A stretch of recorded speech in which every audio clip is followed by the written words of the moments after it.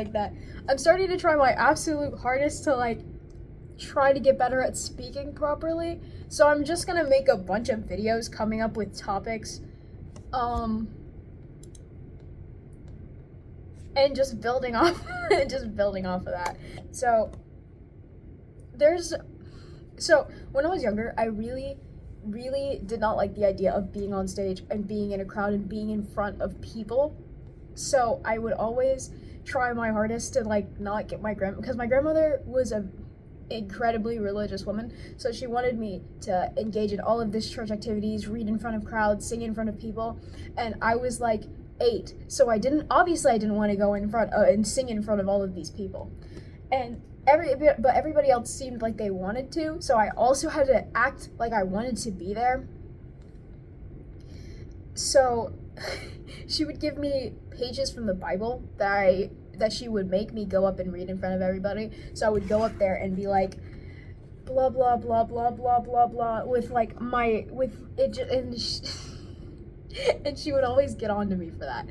And I've always just been scared to be put out there and talk to people because I've always been incredibly introverted, especially when I was younger, like elementary to maybe the end of middle school, even going into my freshman year of high school, because I would always cry on the first days of school. Every single year, without fail, in elementary school, I would always cry because I would always move, and I moved a lot. Every single year, I would move somewhere else, so I would never have the same friends. So I would be literally just incredibly upset having to go and make new friends with these people who had known each other for years and years and years because they've been here for years. So, but I think I had always made at least one friend during those times.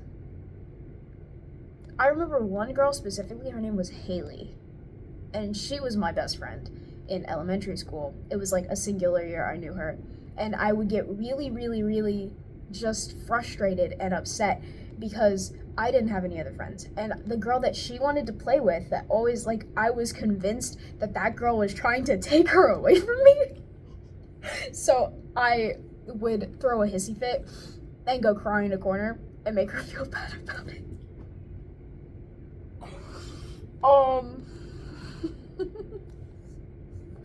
But I obviously never meant to make her feel bad. I felt bad, which in turn was just me being a jealous little 8-year-old who did not want to share my friend.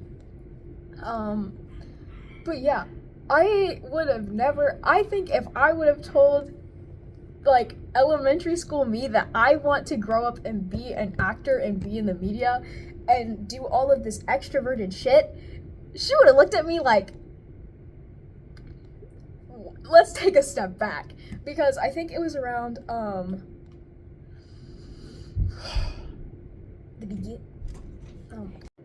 my sister came in. Anyways, yeah, I think that around, when did I start watching The Owl House? So, I started watching a lot of cartoons, because I already watched cartoons, because obviously I was a child. So, like, I started watching cartoons 7th grade. I started watching a lot of cartoons like The Owl House. I got more into Steven Universe because I'd always been really obsessed with Steven Universe and just the entirety of the show. I fucking loved it. I loved Steven Universe. I would always talk about it. I had, like, made and drew a bunch of stuff from Steven Universe, and when I first started drawing, I was 10. I started drawing, like getting into drawing, and I drew like Pearl and Blue Diamond and everything because those were my favorite characters. So then I slowly started to getting into voice acting because of The Owl House, and I thought it was the coolest thing ever because I knew that characters were voiced by actors, but I just didn't care to think about it. But then I started researching actors, and I was like, this is what I want to do because I don't have to be on screen and people don't have to see my face, because I was incredibly insecure because I had a really bad haircut that I did ask for, but at the time I was like, I am hot shit. I love my haircut. I was bald. I was practically bald. And then I think I watched some Marvel film. It was the first time I had seen my aunt in a while. She took me to go see some Doctor Strange film. I literally think it was Doctor Strange, and I thought Benedict Cumberbatch was the coolest person ever. And I went home, I researched him, I watched a lot of his filmography. I think I started with Sherlock. I went on to Robert Downey Jr. Sherlock, and then I got more into his stuff, like Power of the Dogs. What is that other film? It's the one where he played maybe Alexander Grandmaster? Grant. I don't think that's the name. But I got into that, and then I started getting into more Marvel films. I specifically got into Iron Man. I loved Iron Man, and then I got into like Scarlett Johansson and Elizabeth Olsen, and I watched their movies, and I thought it was amazing. And then Wednesday came out, and I saw Gwendolyn Christie on screen, and I had never heard of this actor before. And she had my biological father's side of the family.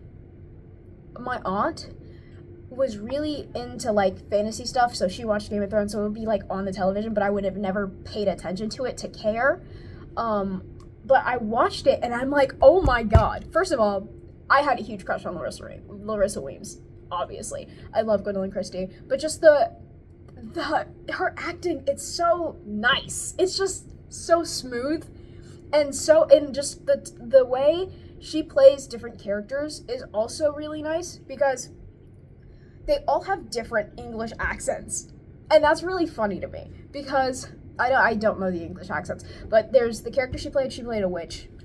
She has like she sounds like how I think a UK hippie would sound, which that's basically what she is. And then Miranda Hill Marson is supposed to be Australian. She lives in Australia, but she doesn't have an Australian accent. But then she also played, there's a film that she did that I thought it was amazing. And I don't remember who it's by, but I think it might. I think it's Family something. I don't know. But there was also a thing that's really specific. A stage work that she did. It was called Giant Bomb, and I watched the rehearsal and I watched the actual thing. And I thought that was amazing, because watching that, I think it kind of, because I think a lot of the time people forget that while celebrities are celebrities, that they're also people, who mess up and flub their lines sometimes. So watching the rehearsal and then watching the actual stage thing and it just gave off the vibe of what it feels like to be in high school theater, like messing up lines, trying to figure out how things should be said when you're actually doing the play in front of people. And I think that was amazing. I thought it was great. And then she played some other character. Really, I don't want to say dumb. Airy? Really? I don't think the character's stupid. I think that the character just doesn't have a care in the world. Like, I didn't even watch all of it, but I don't know. I really liked that character. I like the way that she acts. I think, and I know that she goes about her acting with a method approach, because she studied method acting. But I think it's really cool seeing how other actors go about their acting approaches versus how I go about mine. Because when I'm reading my lines, I have a feel of what the character is, and I think a lot of I haven't gotten a typecast yet, which is amazing, because my freshman year, I played a cowboy. This year, I played a fucking 12-year-old boy with a really ugly hat and a stupid jeans and a giant yellow t-shirt that went down to my knees. And I played a teenager. I don't think I have a typecast. Well, now I played a narrator. Anyways, but technically a high schooler. I don't remember what the point of that was. Yeah. I really like character designs. I think that if I get into more media, that I'll figure out my characters the rest of high school. and how they can't all be this nerdy thing. Because I think the nights of my last show, I had a different costume on every night, and I was just trying to figure out the feel of what my character would wear. So the first night, I think I wore jeans, a green top, and my black leather jacket. I wore a black tank top, a red jacket, and black pants. And then the last night, I wore a Steven Universe shirt and jeans. And I really liked that one. And I think that was the night that got the most, that got the best footage. And I thought that was really neat, because I like watching my acting, and I like watching how much better my acting gets as I go on. Because yes, I've only done 3 plays, but like, guys, I'm eating this shit down. Okay, my freshman year, when I did Murder in the Knife Room, I didn't think it was good at all. I thought I could have done so many things different, and I'm never going to get the opportunity to actually do that character and play that character again. But I still think that the experience of playing that character and growing from playing that is just extraordinary, because I went from doing that to just sitting there on stage most of the time. And that I love learning my lines. I do. Because I don't know how I go about learning my lines. I think I just read it over and over and over and over, because we were doing,